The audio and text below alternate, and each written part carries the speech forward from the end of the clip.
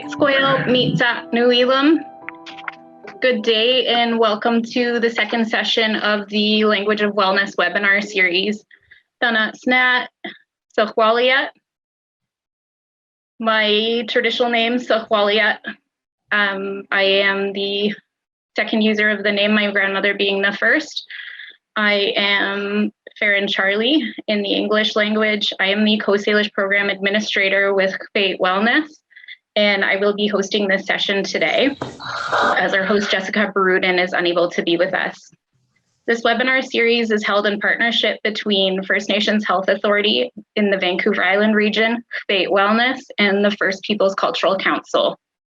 With the support of these partners and our community relationships, we have been able to invite fluent speakers and language champions to participate.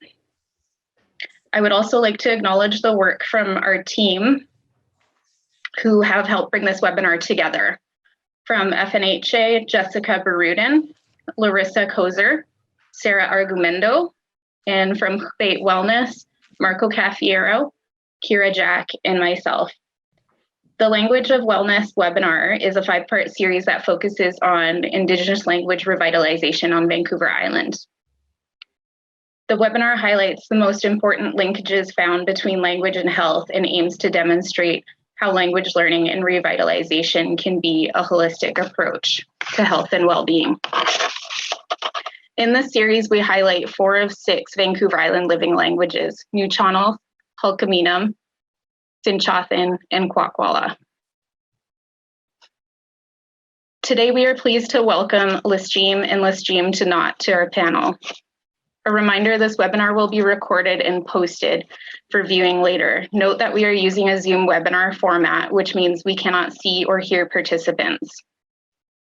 You are welcome to connect with us over chat. Please post your questions for our panelists in the Q&A feature at the bottom of the Zoom screen. I will hand it over to Dr. Arvid Lisjeem Charlie and Lisjeem Tanat Sonia Charlie. Okay, and Lisjeem, also known as Arvid Charlie. Just a short talk about myself. I received my doctorate on account of language and culture I know.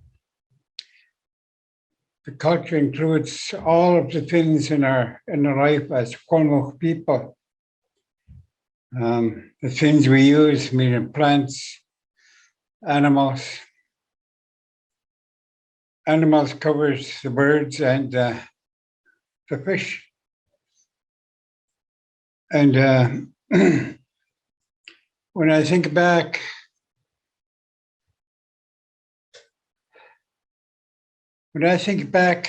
as to how I acquired the knowledge, I remember when the war ended, the World War II, and a little bit of things before that. So when I look at myself, I was 3 years old in 1945. So my teaching, the teaching I received, or the sharing of language and culture, started when I was about 2 years old with my great-grandfather Lisjeem. And he didn't try to teach me all the uses, food or medicine, until after I learned the names. That's a very important part. You learn the names first, and then you start to learn the uses. I'll get into more of that later.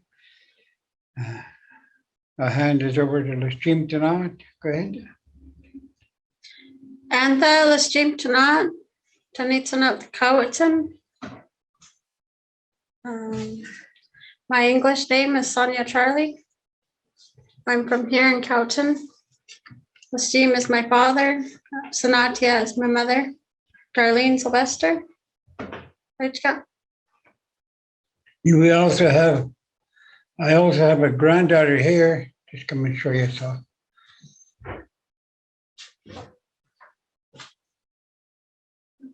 Introduce yourself.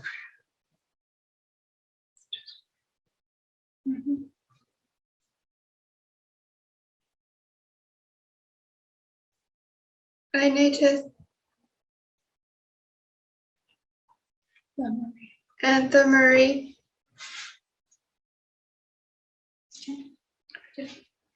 So I show her because she's sitting in the side, learning as we go along by listening and observation. She's one of the granddaughters that spend quite a bit of time with me. And she hears a lot of the work I do in Hul'qumi'num. So although she's not taking part in the discussions, she hears these things, and that's how a lot of the learning happens as you observe.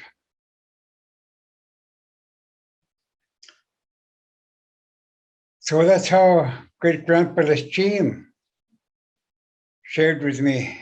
It was some years later. He started to add the medicines and the food. And especially some of the survival foods. He showed me which trees, what you can survive on if you have to. The medicines. And showing us, I say us because my older sister Myra would be walking with us, with Stream and I and Myra. It shows the survival foods. You peel the outer bark off, and then you take the inner bark, which is this Hul'qumi'num. The sap is Hul'qumi'num. That's in the kolara or maple. And you can survive on that. They showed that qutb, which is your Sitka spruce, and the same thing. You peel off the outer bark, you take this Hul'qumi'num,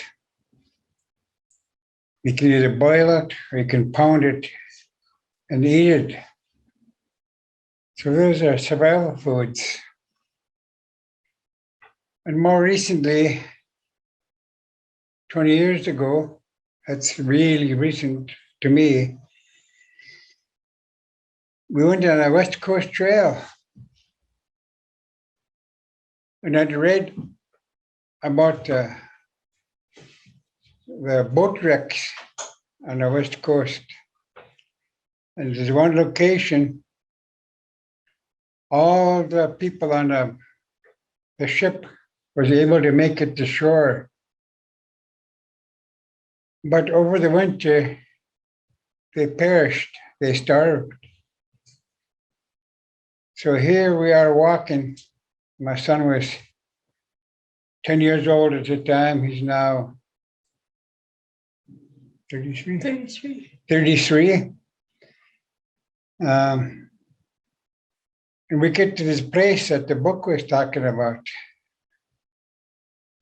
And I look around and I see all this food, the trees, the inner bark.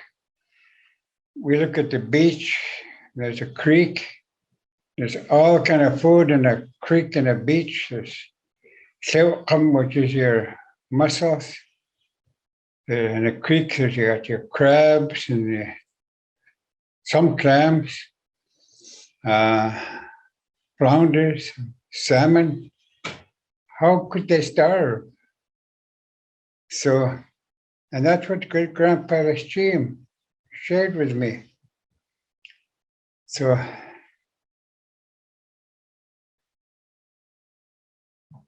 one of the things he done for me was, at the end of the day, we'd I'd lay with him. And I think back, he always laid me on his right side. His right side. I never wondered why, but that's your strong side, and there was a reason why he'd done that. Made me lay on his right side. His strong side, so he could share that knowledge in a good way that he was sharing. And I remember reaching up. So he died when I was 6 years old, so it was before that. But he'd have me lay with him, and he'd be telling stories. And I really remember this. I'd be laying there, and I'd be playing with his mustache like that. Maybe that's why I wear a mustache, I don't know, but there it is. And he'd start giving me words, like Hul'qumi'num.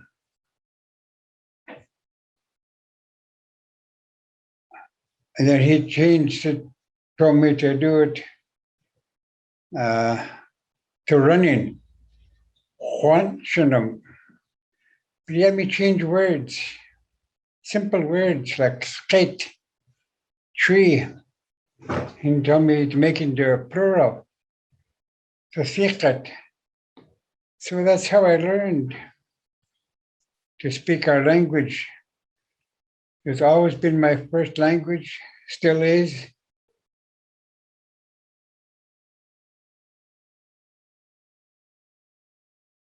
I'm going to pause there for a second. If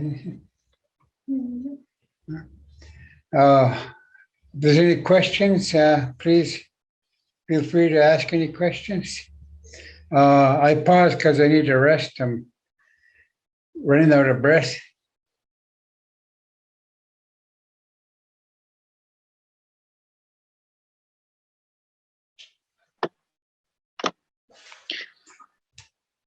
Would it be okay if we started with a prayer, Liz Oh, Jean? yes, I'm sorry.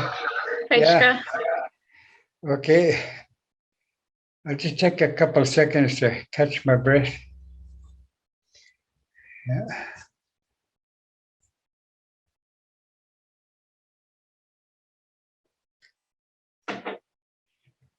Sometimes you're too eager to go forward, and maybe that's a good example. Learn to slow down. So that's a good example of that.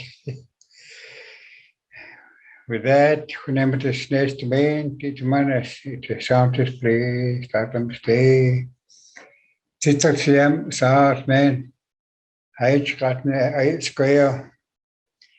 Hul'qumi'num stal, this years is like geen daad at na Square. It's at a hands, steering is the amateur te juist. Select, stel next, it's my name, Denise Quackles. The most is the good down of which in the channel. Squash, it was squash to see is the cities.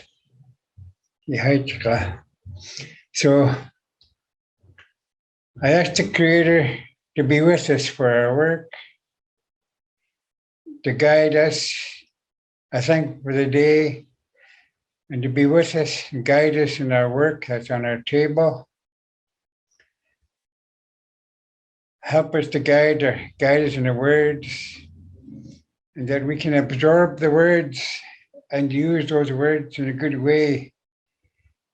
His blessings on our table, our work, will be strength for all of us, and that it will also be a strength for the people that we're going to share this knowledge with.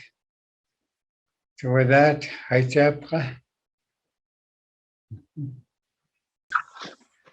the beginning of it. That's the first page of it. Hul'qumi'num. So this one is called Untitled Mock Orange. I'll speak about several uses of it. First, I'll say, when dry, it's a very hard wood. That trunk you see there, the biggest one would be about 3.5, 4 inches big. That's about as big as they get. And it's used for making tools, like a clam digging stick or knitting needles. Or the lawn, pictures in short, long enough. 3 times that long anyway. For knitting needle or for weaving for reeds. Make a long needle for poking through the reeds to hold it together. It's really hard, and the ends of the tool don't split. When you're making it, you only get a couple hours to work with it. And after that, it gets so hard, it's very difficult to cut. So you keep it damp. In the old days, we used to find a shady spot, a damp ground to put it on. But nowadays, we can cover it in a plastic bag to keep it moistened with water. For paddle jackets, for those of you that know, paddle jackets that we use for dancing, it's anywhere from about 2.5 inches to about 4 inches long, these paddles. And they get really hard as it dries.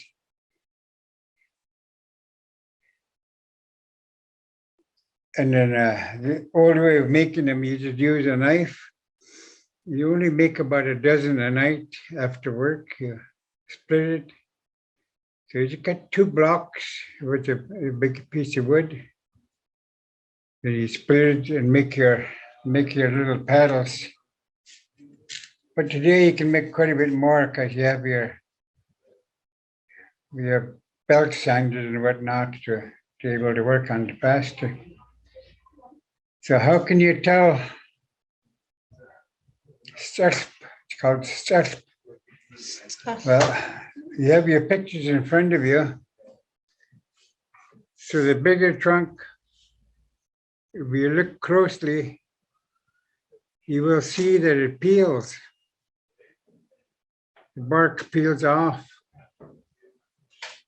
And it'll have lots of moss hanging off of it when it starts to get older.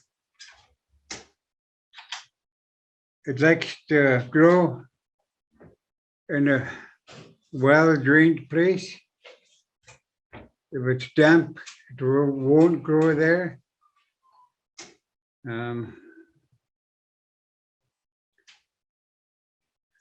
The other one, it's good to be able to help you recognize this one, is the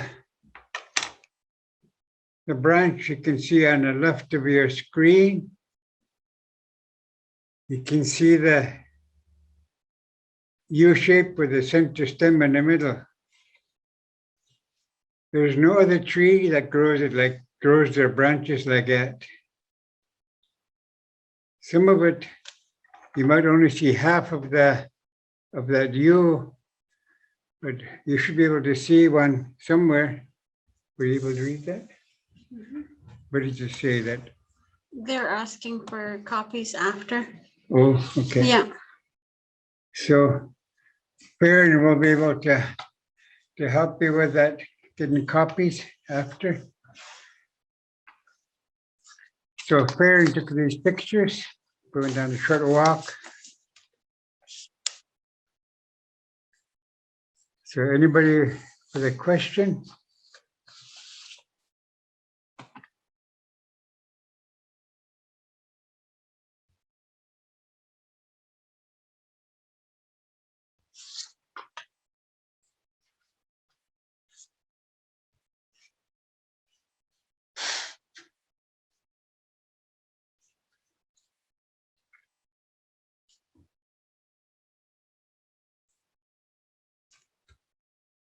someone from Belgium.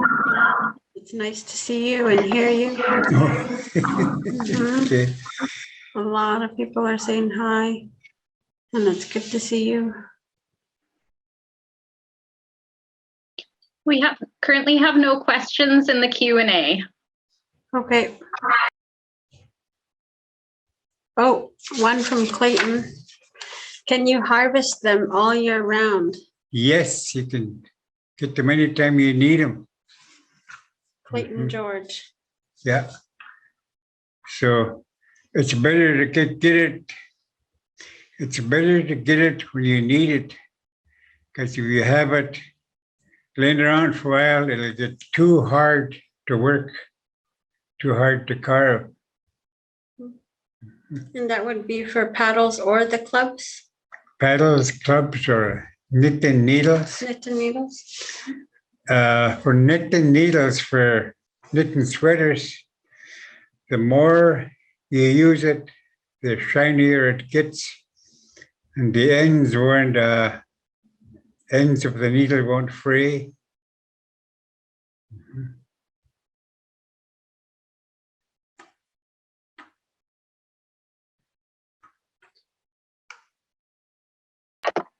It Are you has ready for the- white flowers and it's really fragrant. And I'm told it smells like orange blossoms. And that's why it's called mock orange. Okay. That sort of helped with the last question. Okay. The last question was, do we have any pictures of the mock orange leaves? But you just described Okay. the flowers on there. Mhm. We didn't get any pictures because there are no leaves yet. But in the future, we'll provide it somewhere.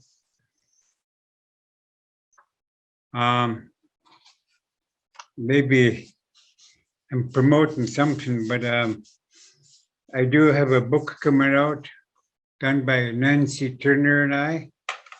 It has many of these plants we're talking about. I guess all these plants we're talking about is in there. And there's more pictures. That'll be in print by the end of this month. I'm doing the last proof reading on it right now. That's a promotional fee. I'm told it can be ordered on Amazon.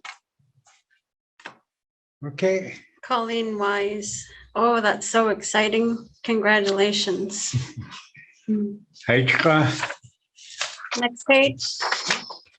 Next slide. Let's land. So heart is called Tzela. Tzela.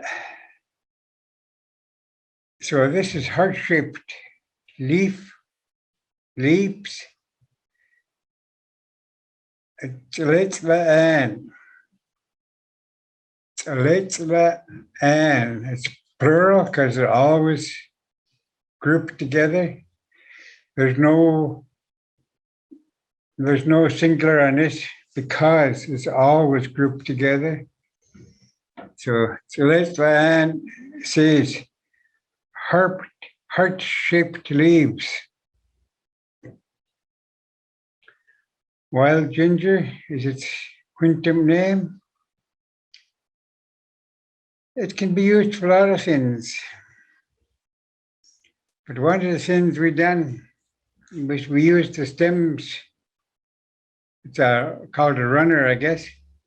It runs a long ways on the ground. And you can make a tea out of it. You can use the whole thing, but I prefer to use just the runners for the tea.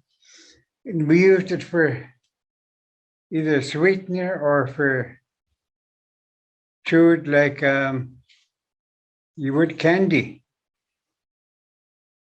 A lot of work, but you can imagine there was no candy before, but that's what it was used for, is candy. Because other spiritual uses for it, which I'm not able to talk about. So it's a very special plant for us. And it's out all year. You can find this plant any time of the year. It's very, it doesn't grow just anywhere. It's got to be partially shaded. It won't grow in a really wet place or a really dry place. Right now, this is the beginning of April here in Cowichan. The flowers are just starting to bloom right now. It's a purple flower. You can make tea out of the whole plant if we so wish. Any comments? Looking for comments if there's any. So I'm guessing up top, it looked like if there was any other, I guess, recordings for pronunciation. So maybe you might want to say that again. So let's let Anne. Some may say it without Anne on there, just so let's let. So let's let. So let's let be. Take the last two letters off, the N and the E, and add an apostrophe at the end of the last E. So let's let. So let's let.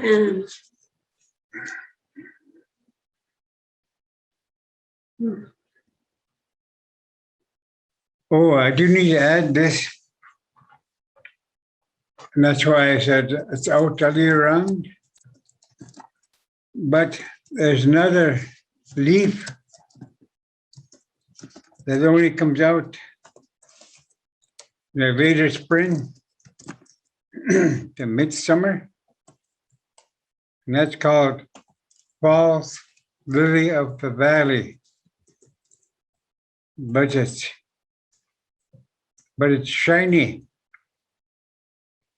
And it's also heart-shaped. So I've known a few people to make a mistake and get the wrong plant for and bring it home for their use, but it was not the one. So in learning plants, it's good to take the young ones along as soon as they're toddlers. Then they start learning the different plants right away. Don't start with a whole bunch, but do a few. And this is one of the good ones to learn because it's shaped like a heart, and heart is Ela. Any questions, comments?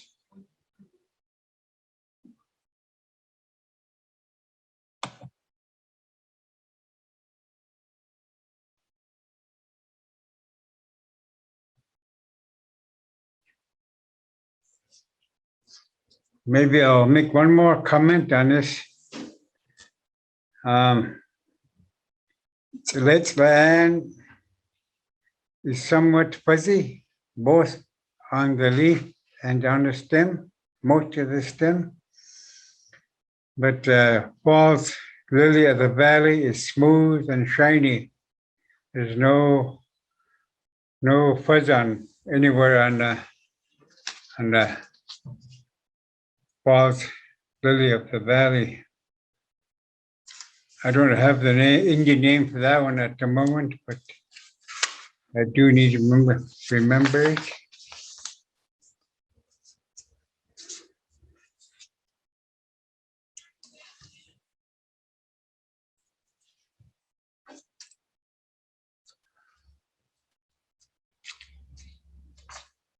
So I did send to everybody. Some may also call and pronounce the wild ginger as Delatzelet. Mhm. And there's no questions, no comments. Maybe I need to add another one. I was just told when I was talking about it that this is also good for cancer. That was the first I hear of it, but that's what I was told. Make it into a tea and drink it. Hmm. I was cautioned by elders of yesteryear, don't drink it too long. Okay.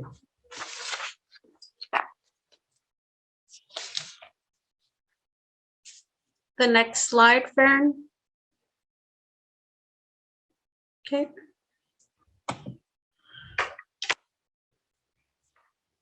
Oh. Okay, we're looking at the center tree, pointed way into the clouds. That's oh. But before I go there, I don't know how well you can see it. This one right here. There's a little gray bush to the left. That's that stuff you're looking at earlier. It's kind of hard to see, it's gray. So that's the one Farron took a picture of. Yes, okay.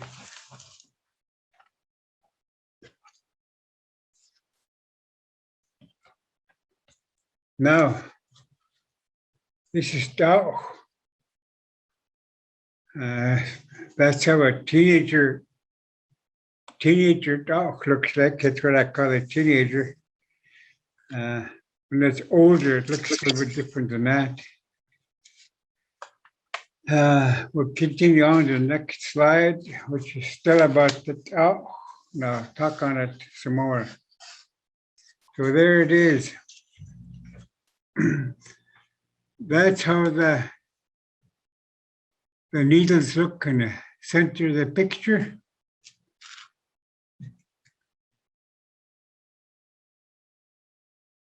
Take a look at the element, that's the needles. You see those brown things, but further back, that's somebody's fingers. So the elements, the needles, they grow somewhat flat. Other fruit trees, some of them, they grow all the way around the stem. But this one's in 2 layers of flat. It looks like 1 layer, but when you go close to it, it's going to be 2 layers. And the 3 dogs, they're the only ones that grow their branches. Now look at your left. Look at what's in the skyline. You can see the branches are all even going around. It's called a whirl. So the 3 dogs are the only ones that grow their branches that way, all even on their whirl. Now we look to our right. You see those lumps. So you find it in a young dog. It's called smoke oils. Smoke oils is pitch blisters. And that's good to use as a cough drop in place of Halls. So on those ones, I'd use my thumb to break the Smokehouse, that lump of pitch. And take about half of that pitch in there and put it in your tongue. It works like strong halls. If you want more, go for it. But I don't. Maybe I'm not man enough. I don't know. But I know others that have tried to take more, and they found out why you only use half of it. It's really, really strong and works good. It really works good and it lasts longer than halls. Yeah. So you can get them off that stem of the tree at any time of the year. It's got to be a young tree. After they get more than about a foot, they start to disappear into the bark.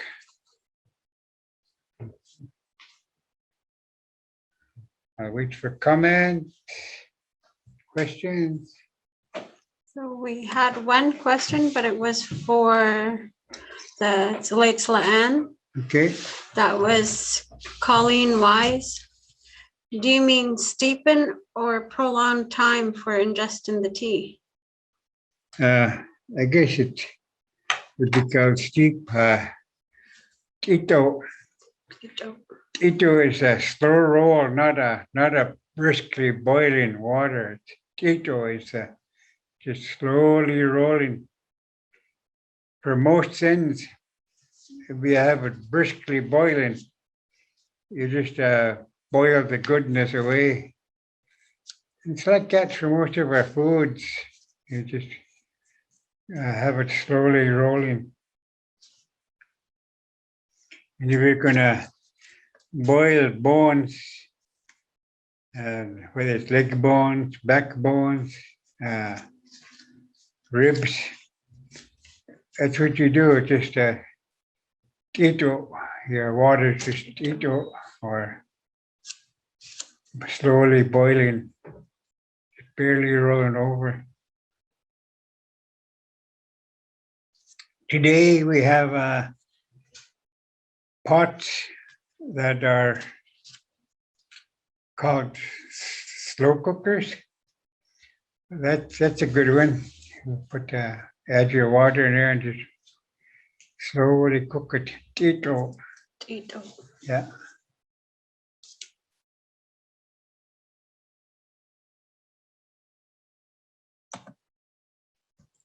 Okay, I know.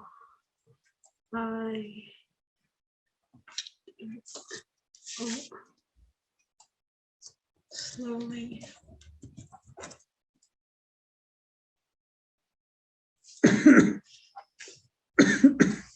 Slowly.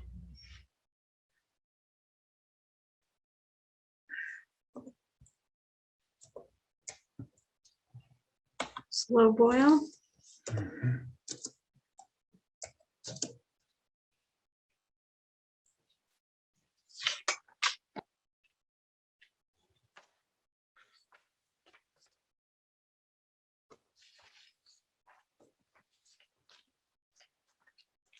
So speak on the other.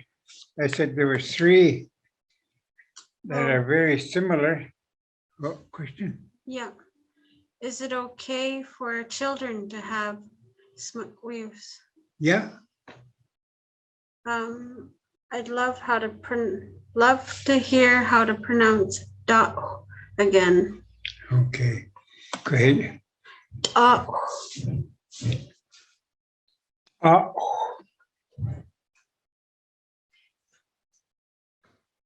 Oh. Da.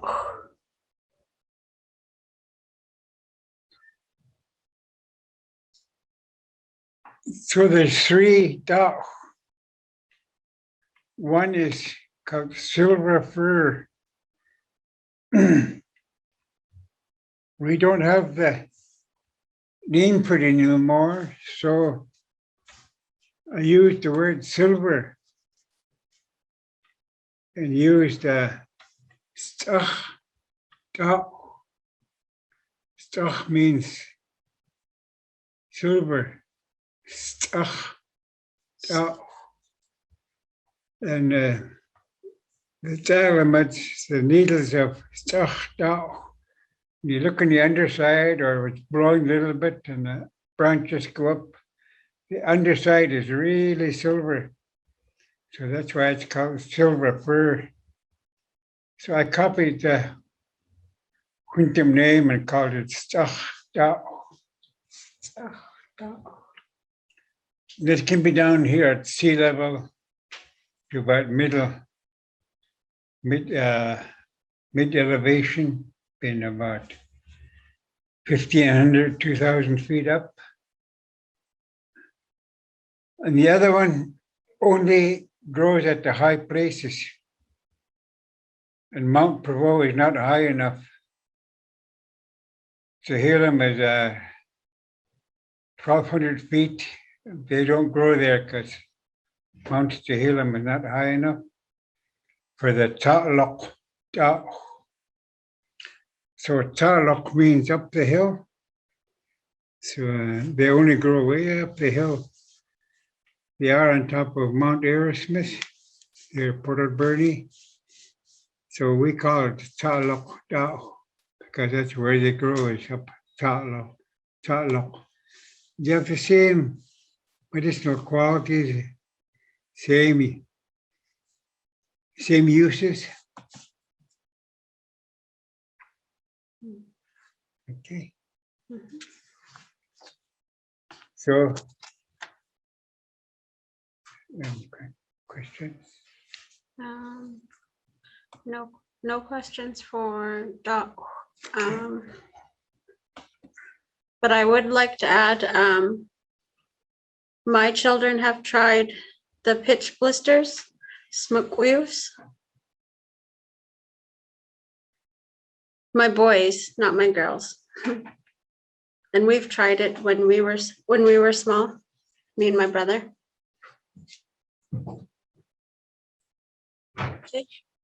Okay. We can go to the next slide, Fern. Hul'qumi'num. So, Hul'qumi'num. See how red that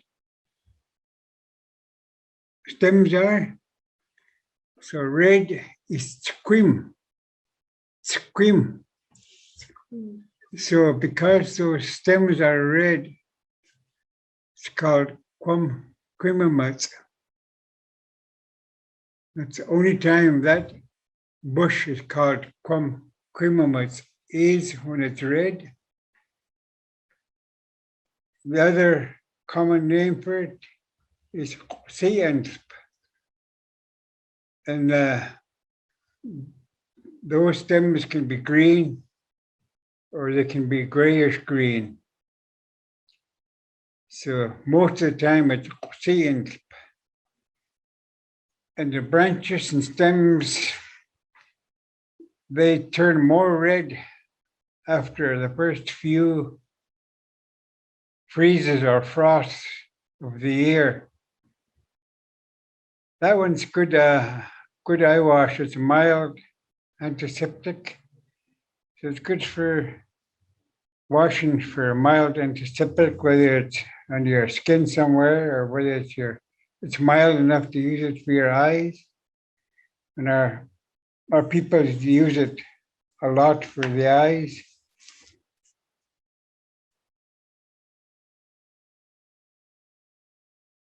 Questions?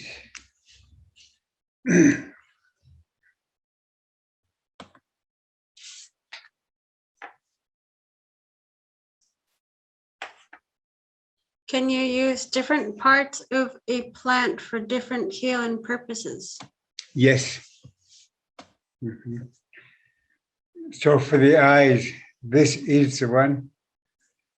You can use the other parts for a little bit stronger antiseptic.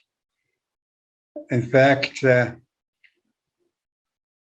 leaves of Hul'qumi'num can be used. You chew it up and you apply it to bee stings. somebody can chew it for you and apply it to your bee stings.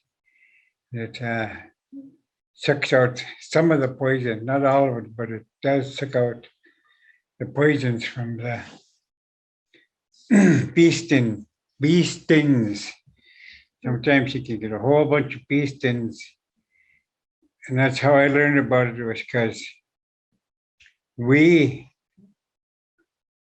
were picking on a beehive. We were about 5, 6 years old, and we were picking on a beehive with a long stick.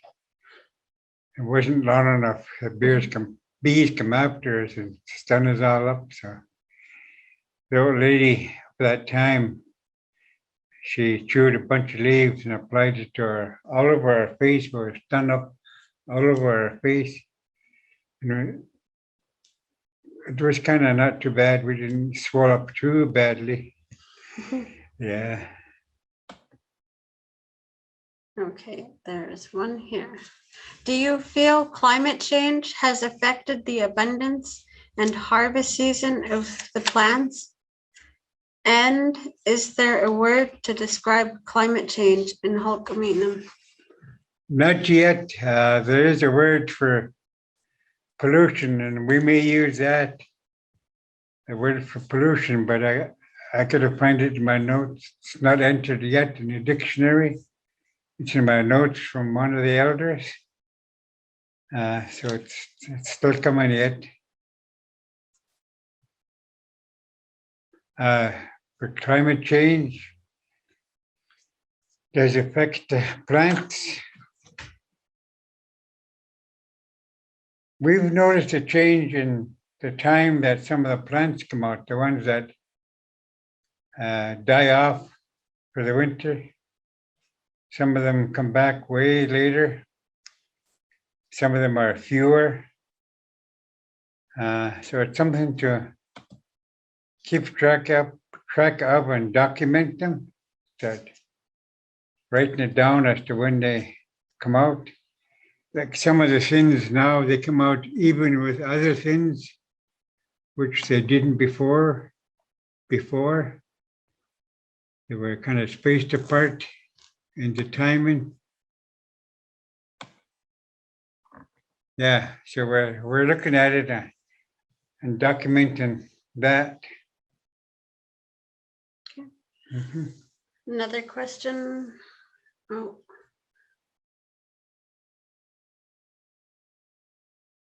One more two more questions. What is the difference between Hul'qumi'num to seant? The Hul'qumi'num, the word is squim, meaning the bark is red. The everyday word for that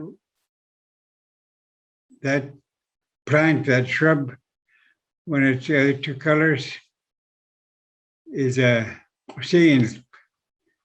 So if I call it seant, you know it's not red. If I call it Hul'qumi'num, you know it's the red one.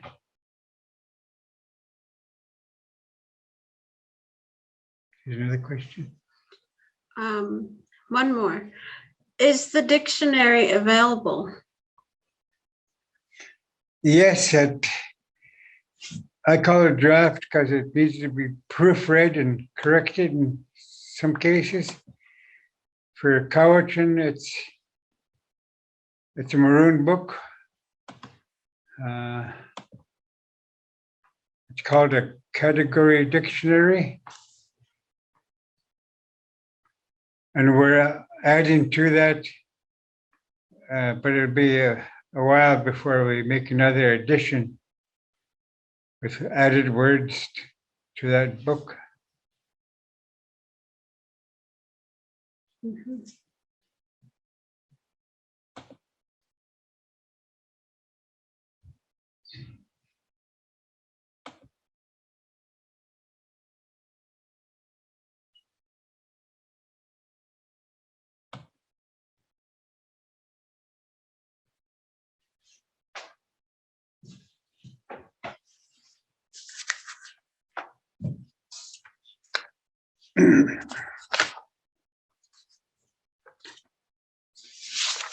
Hul'qumi'num. Hul'qumi'num. Goodness. In the Quinton world, this is part of the lily family. Lilies have these lines running the length of the leaves. This is a good picture of Hul'qumi'num. It's a very good, useful plant, but it is toxic. It can kill you. Don't ingest it. So for us, we use it for athletes as a rub or a bath. When a rub when you're bathing in a cold water, or you can bring it home and use that same way in your warm water. But be very careful. Don't leave anything laying around, any part of it, green, alive, or dry. It is toxic in any, whether it's green or dry. And it's been known to kill. Somebody was told, drink it. So he made a tea out of it and he died. It can help with healing broken bones. You just apply it to the external part as if you don't have a broken skin.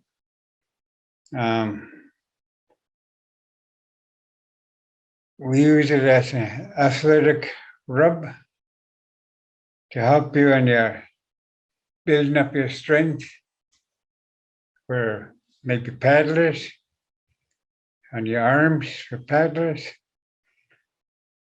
on your legs for runners or soccer players.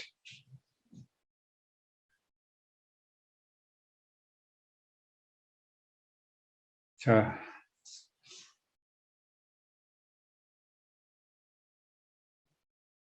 it comes out later in spring.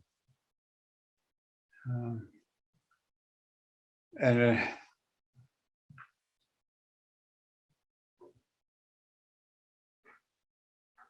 it dies off about midsummer. It'll turn yellow.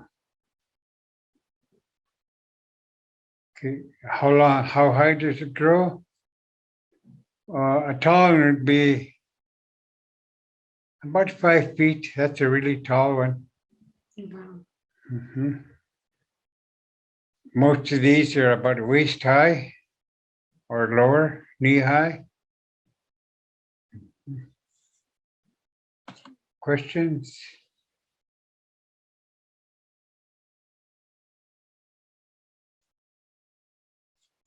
Is there an appropriate way to dispose of the plants once they have been used?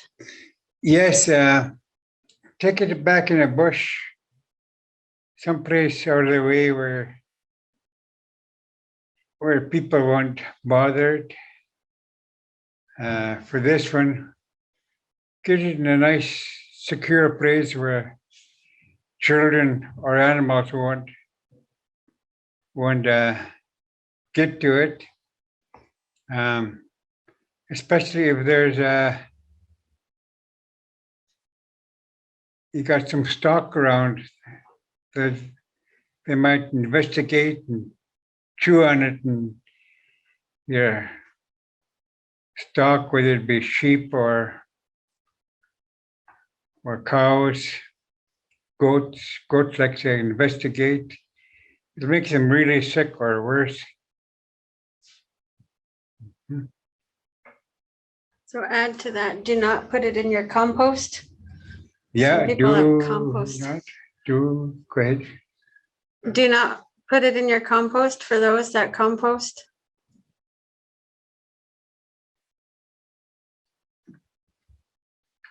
Okay. There is other spiritual uses for it, which I can't go into at this time. Is this is this plant the same or related to Solomon seal? It's related, but way different.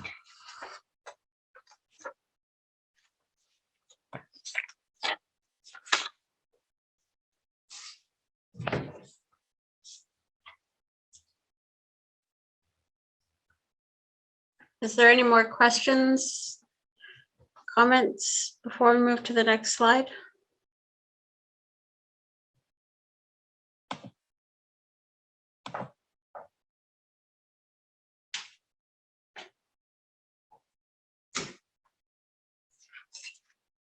Okay.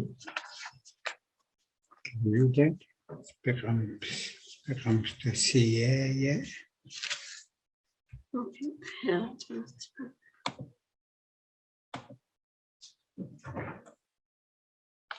Speckums to Cia, yeah.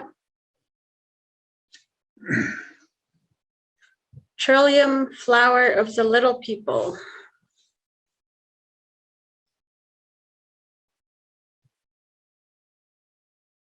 So as you see on the top one, it says little people.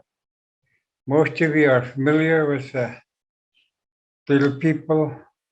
Some say it's a myth, but to some of us it's real. So the little people are called CA. Speckums ta, meaning their flower, or flower of the little people. So you see the one on our left, it's white. So that's how it comes out. They're just now coming out of the ground. There will be a few flowers now.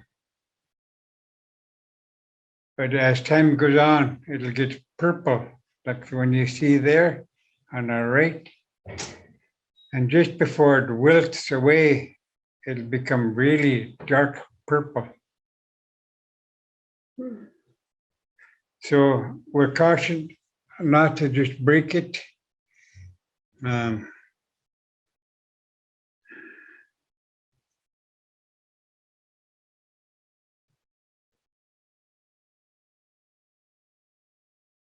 We're told to treat it very special because it's the little people. If you have the little people as a friend, you say it'll bring you good luck, bring you good help. They say you can smell the little people when they're around you. And I believe it because I've experienced it, but my eyes weren't good enough to see them.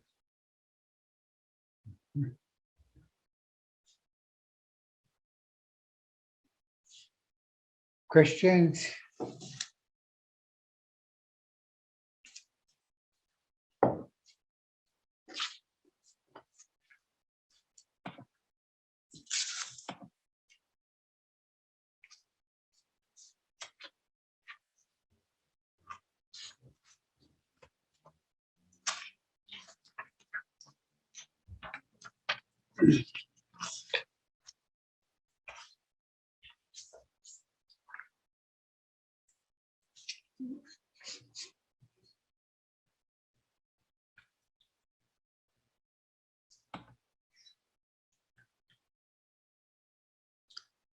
So now here we have a picture of let's say Douglas fir tree bark, but the picture is about that katsi. It's in the middle of the picture. Katsi is a general term for yellow. So that particular piece of katsi is really yellow, but the camera doesn't do justice to it. We have it here because it's become very rare. It only grows on old trees. And we used to use it for yellow paint, dried and pounded and mixed with certain oil or oils, and then used for painting whatever you want to paint.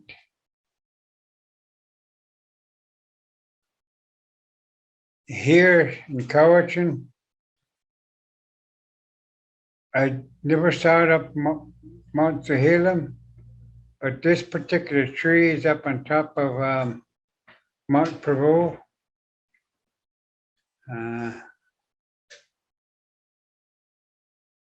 It usually grows at higher elevation.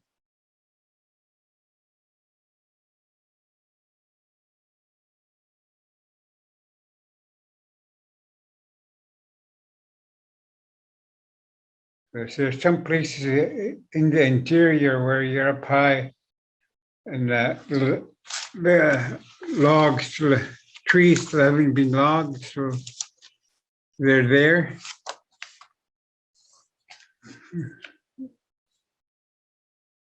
Questions? Oh, we just called it Hul'qumi'num. As you can see on your screen there, Hul'qumi'num means yellow, yellow moss, Hul'qumi'num. If there was a name, I don't know it, so there it is, yellow moss, Hul'qumi'num. So Karen George asked, so she said, sorry, what was the plant for the little people used for?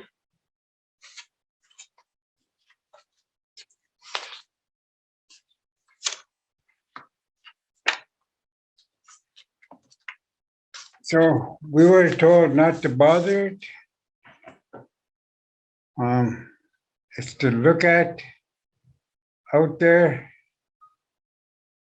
in its own natural environment, and not to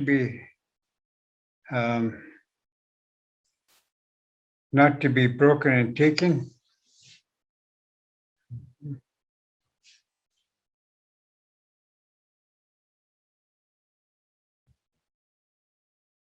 Okay.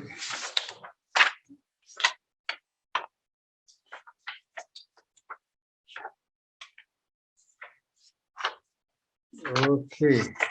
Last one. Okay.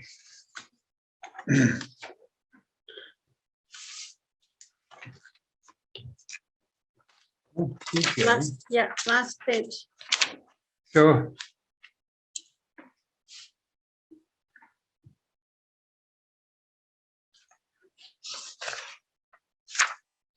okay. Some of the things we dry, such as clams, goes through several processes to dry it, or it could be meat. And when it's dry, such as meat or fish, even when you put it in a bag or sack, it's kind of bulky in there and takes up a lot of room. So you pound it. And you have a pounder, a rock pounder. It's built so you can grab in your hand and pound with it. So the picture in front of you, that's a pounder that was made many, many years ago. It's down the beach by the totem poles at Hul'qumi'num, which is called Burgoyne Bay. It was taken and eventually ended up in a museum. So one of our family was able to acquire it and put it back down to the beach, roughly where it came from. So we're showing that rock, that book. See, the water was in there for a long time. That's what the stain is about. So it's, for lack of a name, we call it stone bowl. And the pounder is thumpsis. And the word for pounding, when you powder that, whatever it is, clams or meat, is to tacht. And after you tacht your dried goods, it'll be take much smaller bulk and be able to travel the whole bunch instead of just a little bit when it's sticking way out and bulky. And when we traveled somewhere, we tacht all our dried food to travel. Like in the old days, we traveled from here, Couching over to the mainland, and even as far as Kamloops by canoe. By canoe to Kamloops up the river. So we tacht clams. So we carry a whole bunch without so much bulk. Questions?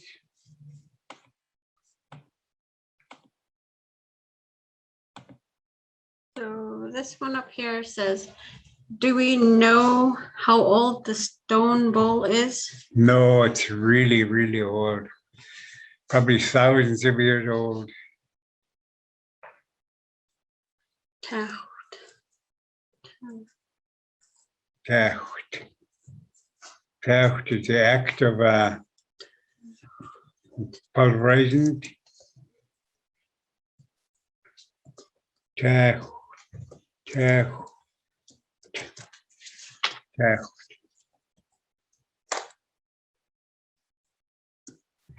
Pounded meat or clams or anything.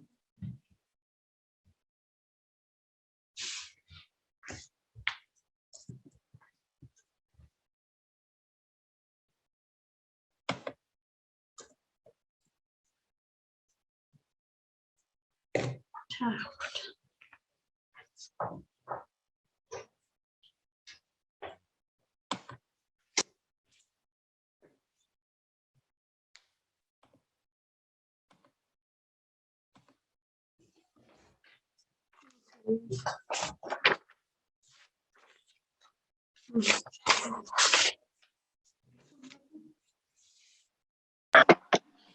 Thank you guys for the wonderful presentation.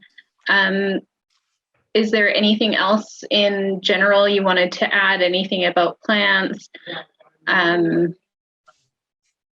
or anything in that regard?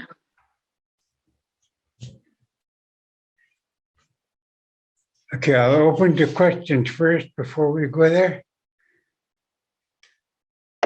Okay, so Last chance for questions if you want to put them in the Q&A or in the chat.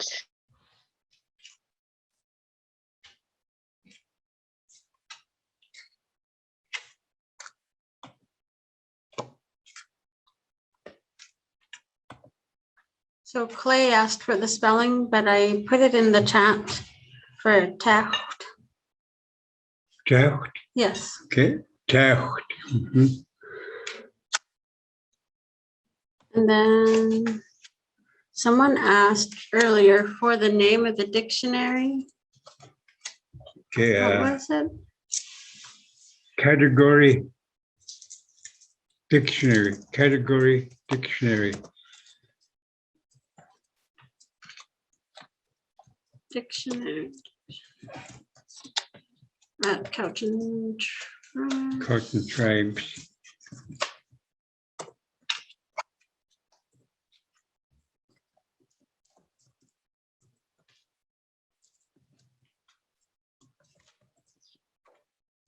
So did you get that at the main building or at education? Education. Couching Tribes Education.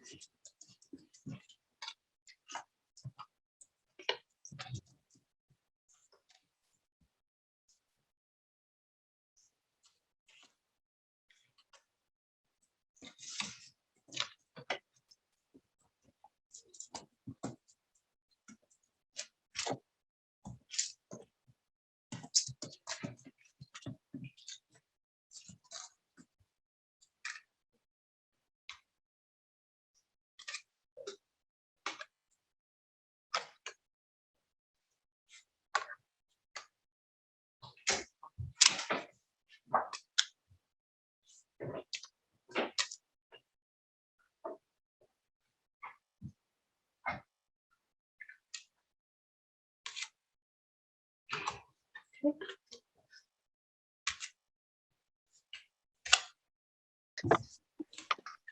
I think we'll close it up for questions. I'd first like to raise my hands to all of our attendees for joining us today and learning more about the important topic of language revitalization. We would also like to thank our guests and our panelists for taking time to share their knowledge with us today and speak about their own experiences and journeys to becoming language activists and champions.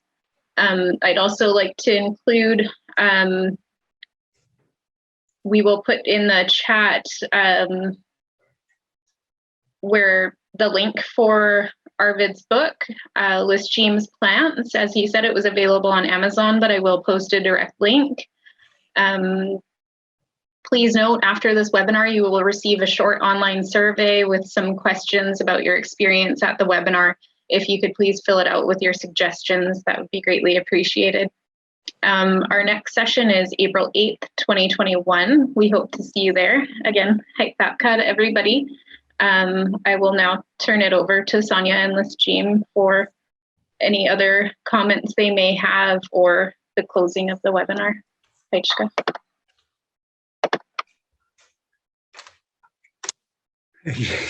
Just put this away.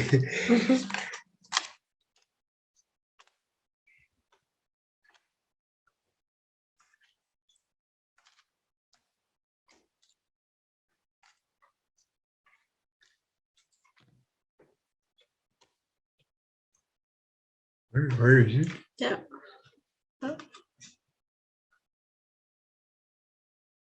How's that? That's a tiger lily. It's quite rare here in Cowichan, but in distant mountains from Cowichan, there's lots of them. The reason why I show it is because the bulbs, they can be quite big. One big clump, but it's all in many little pieces. And it can be used to put in with your soups. And if you eat it by itself, it kind of pops like that candy, that kind of pops and fizzes in your mouth. But it's pretty rare, and in some places they're just all over the place.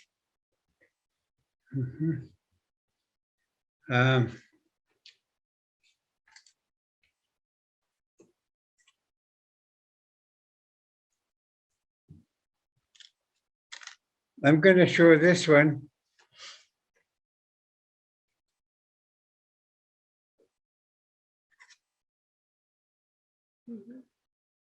That's the fireweed.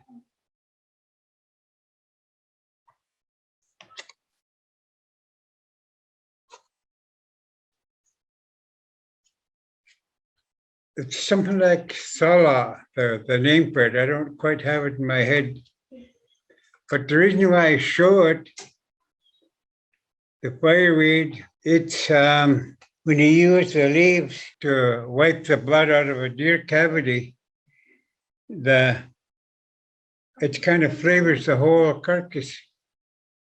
Flavors kind of a sweet, minty taste. You put in a deer carcass. When you up the mountain, you get home, then you take it out.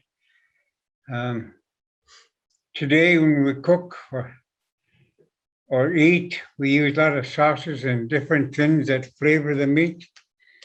But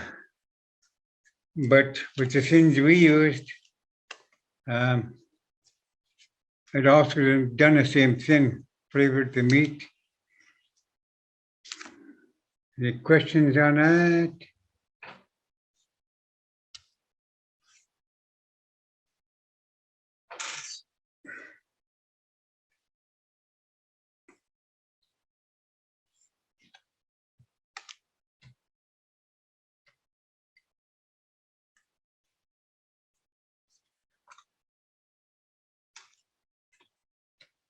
No questions.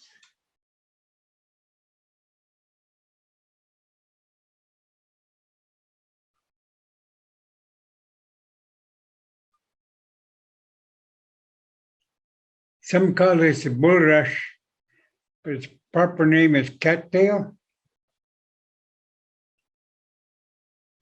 It is this. It's called stacken. Stacken. But the brown part is called schayak. Schayak. It's only the brown part is called schayak.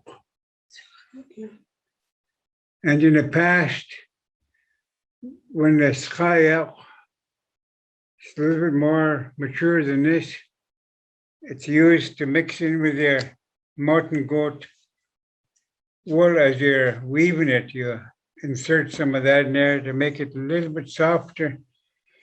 Mutton goat by itself, when it's woven, is really chak. Chak is like stiff and scratchy. So it helps in insulation and kind of softens the touch.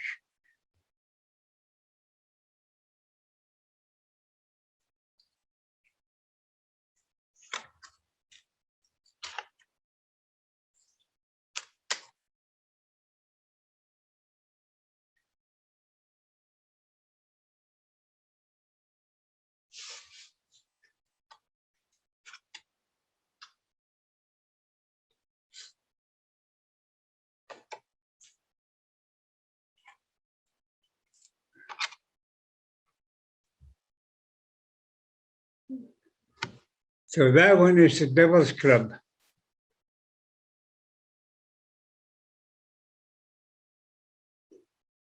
So Devil's Club is a very strong antibiotic. You can drink it,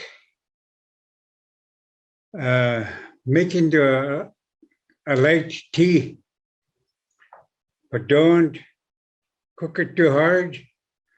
Don't make it dark. We recently had problems with somebody that brewed it up and made it like more like coffee, I guess, or real strong tea. And she ended up in a hospital. So make it mild. That's for the stems. And for some people, the pokies can be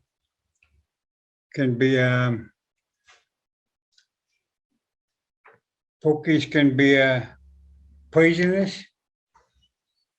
My grandfather, even if I just scratched a little bit, it would swell up. But for me, I could get poked with it in my thighs, such as when you're hunting and going through there. You get the slivers in your thighs.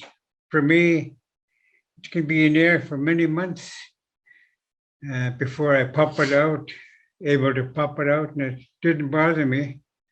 I knew it was there, but it didn't hurt me. But my grandpa Pat Charlie, he was really allergic to it.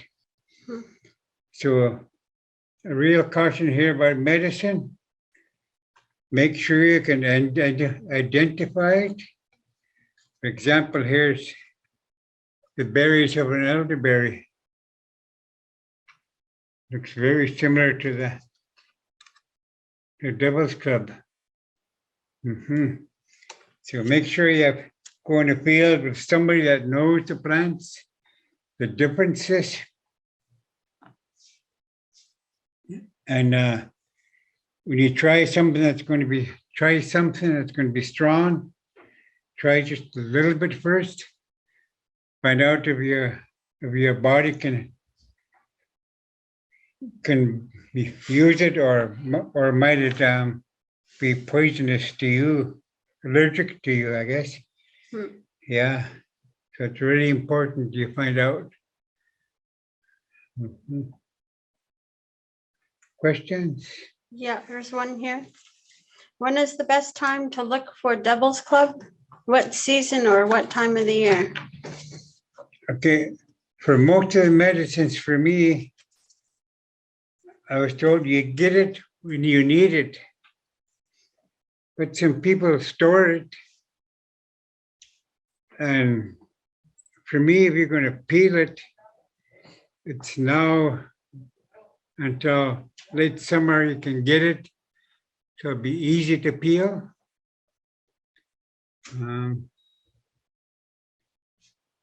Yeah.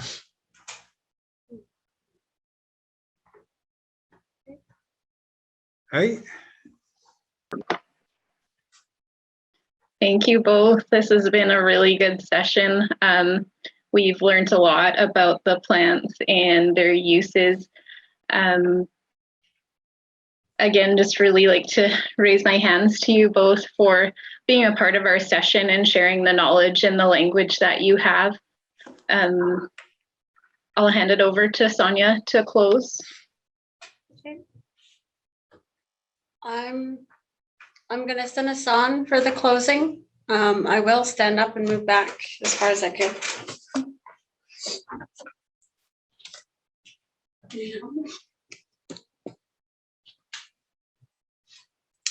So this song comes from my cousins in the Fraser Valley. They gave us permission to use this whenever. I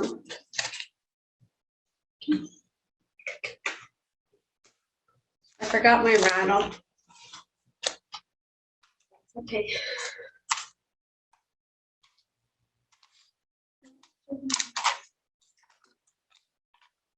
Oh, oh, oh, oh,